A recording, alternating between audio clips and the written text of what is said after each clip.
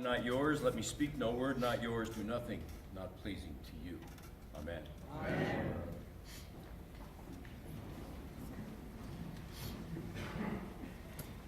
So there comes a time in the life of a preacher, and I think I can consider myself a preacher since I'm in a pulpit someplace a couple times a month, when you open up the lectionary in order to prepare your sermon, and you either feel like Good Friday is coming or Christmas is coming. If Good Friday's coming, you read the lessons and you go, ooh, I'm a little in trouble here. I'm out of my league with my very deep theological education, as you all know I have, right? I know I'm in trouble. And then every once in a while you open up the lectionary and it's Christmas morning on January 29th. And that's what we have today. We have 4 readings today that you could have handed me these on the way in the door and I think I could have preached about them. 4 readings that we've all heard before, 4 readings that have all made sense, and 4 readings that flow in order, that are essentially saying the same thing in one way or another, using different words. The psalm, the key line there is, who may abide. This translation says tabernacle. Others have said tent. Some translations are, who may abide in your love. Now, abiding is an important word. I'm going to come back to it. So I want you to hold that word abide, okay? Because abiding is not a word that we normally have in our lectionary, in our own language, right? I don't say, I'll abide here while Parker fixes the camera. Right? We don't abide, but abiding is an important word because it doesn't mean just hanging around and waiting. Abiding in the way Jesus speaks of abiding means to be centered in.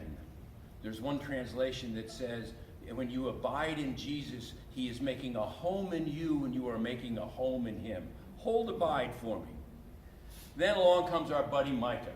Who doesn't have this on a bumper sticker or on a refrigerator magnet? What does the God require of you? Do justice, love mercy, walk humbly with your God. Can you get a better summary, a simple summary than that of the Gospels? In Corinthians, Paul reminds us that we're all nuts. We're all foolish because we've adopted this belief system that the rest of the world says is nuts. And that belief system, by the way, harkens back to what Micah said, doesn't it? Because we have agreed to do justice, to walk humbly with God. And then the Beatitudes, and I'm going to get to the Beatitudes in a second. So if you opened up the lectionary and you saw these 4 readings, Daniel and Holly and Darren would be as excited as I was to see these readings. How I couldn't wait. This is a wonderful thing to preach on. But I'm going to talk about something else. I want to talk about how Jesus taught. I promise I'll get back to the lessons. But I want to talk about how Jesus taught. I want to look at the Sermon on the Mount as an example of this. Because Jesus taught the same way the church teaches today. Jesus taught the same way Daniel teaches every Sunday and all week long. See, Jesus taught individuals, one-on-one. Think of the woman at the well. He was talking to her specifically. Think of the rich man who came to him and said, how do I get eternal life? He was talking to that one person, one-on-one. He spoke in small groups. He taught in small groups.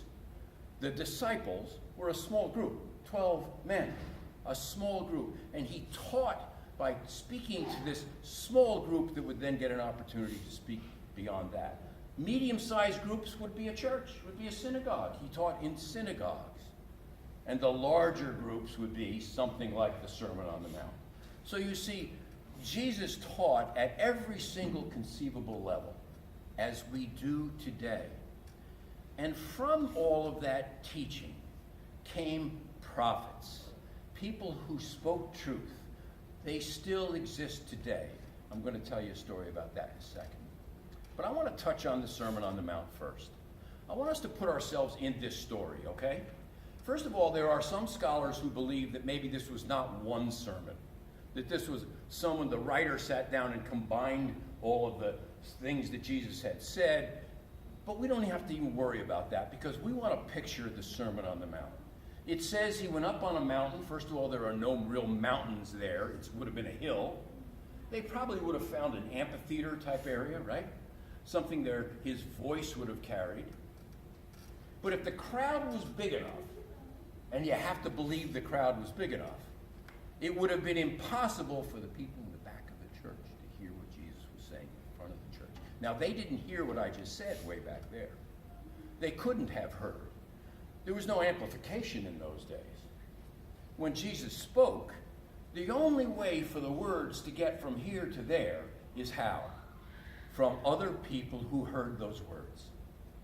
Small groups of people who sat down or spoke together after he was done and said, what does he mean by blessed are the peacemakers?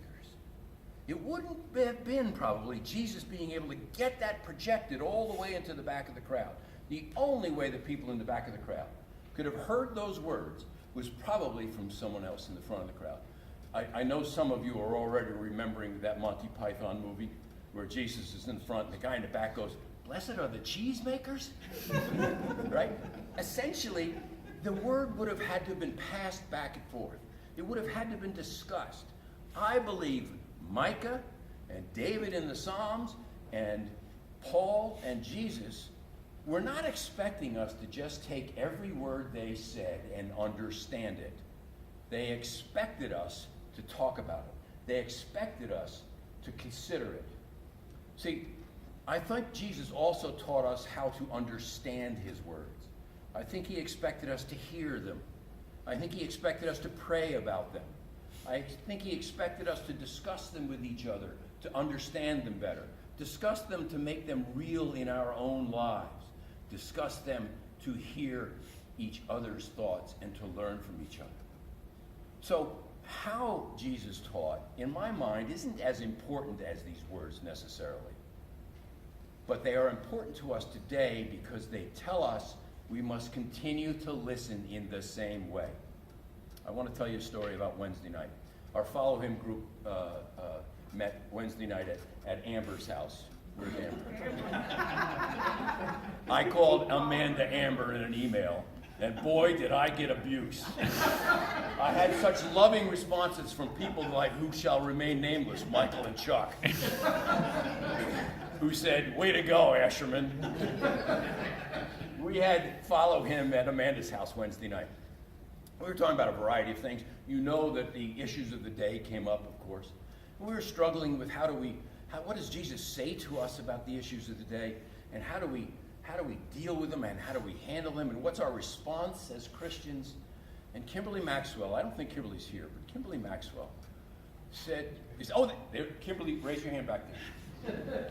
Said as quietly as can be, she said, we have to keep putting holes in the darkness. It stopped us, just like that. Put holes in the darkness. It was such a clear, easy thing to understand. Not punch holes in the darkness, not place holes. When you put something, you are intentional about its place, right? And Kimberly was the prophet in that Follow Him session. This is Jesus speaking to us today. It's not dead. It's not he spoke and it's done. A little later in that same conversation, we were talking about the new way that Jesus brought. We were talking about how he didn't say he was going to abolish the law, he was going to fulfill it. It was the new way that he brought. And our friend Will over here, another of our prophets, Will just simply said quietly, it wasn't wrong, it was just old. Stopped us just like that. You realize he's absolutely right. That what Jesus was talking about at the time was not getting rid of something because it was bad. He was saying, I have something new for you because it's good. It wasn't wrong. It was old. We had a prophet in our midst. And I don't want to, what's the word I'm looking for here? I don't want to minimize this at all, folks. I'm telling you, this is Jesus speaking to us. Every single day there are prophets in our life who come to us and help us understand what he's calling us to. And if we look at these Beatitudes, if we look at this teaching in the Sermon on the Mount, first of all, we have two things that we can recognize right away. Truth is, I believe, and I know this isn't theologically sound, but I don't care. The truth is, we could read the Sermon on the Mount every day and every Sunday and not need anything else. Everything Jesus called us to is in this simple, simple teaching. That's first of all. And the second part of it is, if we don't do something with it, it is dead language. And that's something Jesus called us to as well. If we read it and do nothing with it, it is dead language. If we read, blessed are the peacemakers, and we are not a peacemaker, it is dead language. If we read, blessed are the poor in spirit, blessed are those who hunger and thirst after righteousness. Read justice there, my friends. Righteousness is justice there. If we read those who hunger after righteousness and we don't act on it, it is dead language. It is the opposite of what our prophet Will gave us Wednesday night.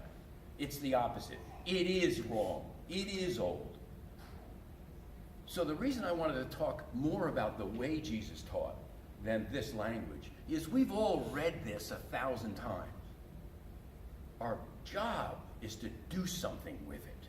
Our job is to read these words and live these words, and then we will be fulfilling what Micah said in the second of our readings today.